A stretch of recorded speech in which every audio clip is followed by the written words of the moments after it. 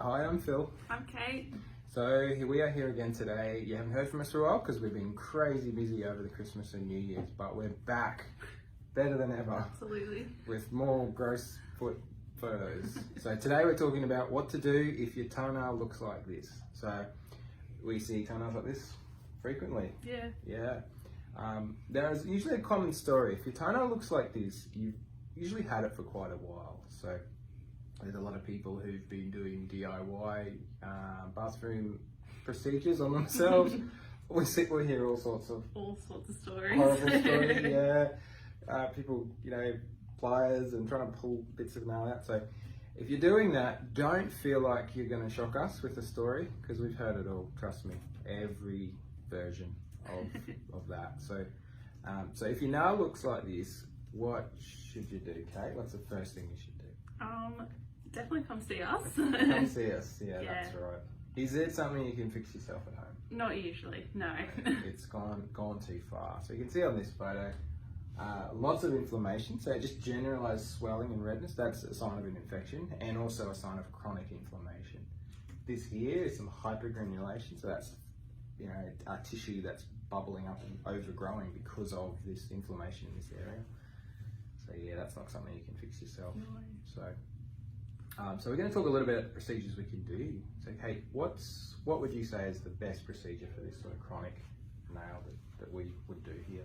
But yeah, for something like this that's been going on for quite a while, we do a pretty simple surgery where we cut away part of the nail that's growing into the skin and digging in, and then we use a chemical down the base of the nail to stop it from growing back as well. Yeah. So it's a permanent fix. And that's important, isn't it? A permanent fix. Because a lot of people have a story. They often will say, I went to see someone and they cut it out or whatever, and then 2 to 3 months later it's back again. Yeah. So what's the difference between that and what the procedure you're talking about? So I guess a lot of GPs will take the nail out like us, but they won't do anything to stop it from growing back. Yeah. So what happens, as the nail grows back through, it digs into the skin again, and you've got the same issue all over again. Same problem. And that's we will sometimes do that procedure where we just remove that corner for some people, but we generally find we can assess certain nails, and it's looking like this, we know it's going to need that permanent phenolization, we call it, or matrix sterilization of that edge. So you'll end up with a slightly skinnier toenail, right? So I've got a picture here to show that. So if this is the before, we got the inflamed area and the edges growing in. This little dotted line, the idea is to show how much of the nail we take. So you look at this nail here, now this is a picture, it's not an actual photograph, but that little piece of nail that's missing, no one notices that missing, except you will notice your toe isn't infected and growing. So all you'll notice is that, and particularly if we can catch it pretty early, the nail can look very, very much the same. Yeah. So people can sometimes be worried, what will my nail look like afterwards? It looks pretty good. Pretty normal, yeah. Now, Kate, you just talked about cutting the side of the nail and all these things. Does the surgery hurt? So the worst part of the whole surgery is the needle that we use to numb the toe. Yeah. That's over in 20 seconds. And then you won't feel anything. I won't feel anything after that, yeah.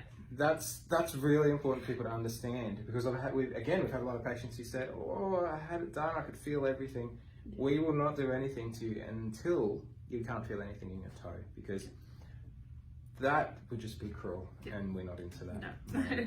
So and we'll often do this on fairly young children, in the early teens, and sometimes a little bit younger if it's really necessary. So we're really good at working with younger people or people that are afraid of needles or afraid of having procedures. We have the experience to help anyone with this sort of problem. So I guess that's the most important thing for everyone to know, is if you have a nail that looks like this and it's painful and it's stopping you doing the things you want to do, don't wait, come and see us. I'd say, Kate, the most common thing patients say once we do a procedure is, I don't know why I put this off for so long. Yeah, definitely. Because you're immediately getting a huge relief in your pain, and then it's like a week for it to heal up on average, a little bit more sometimes, but you're immediately able to wear shoes again pretty quickly. a day or two to take it easy, and then you're back to normal pretty much is what we generally find. So yeah, it's good to fix it for good so it doesn't come back again. Yeah. All right, well, hopefully that's helpful. Yeah. And yeah, that's probably a long enough video for today. Thank you for watching, everyone. Thanks. Bye. Bye.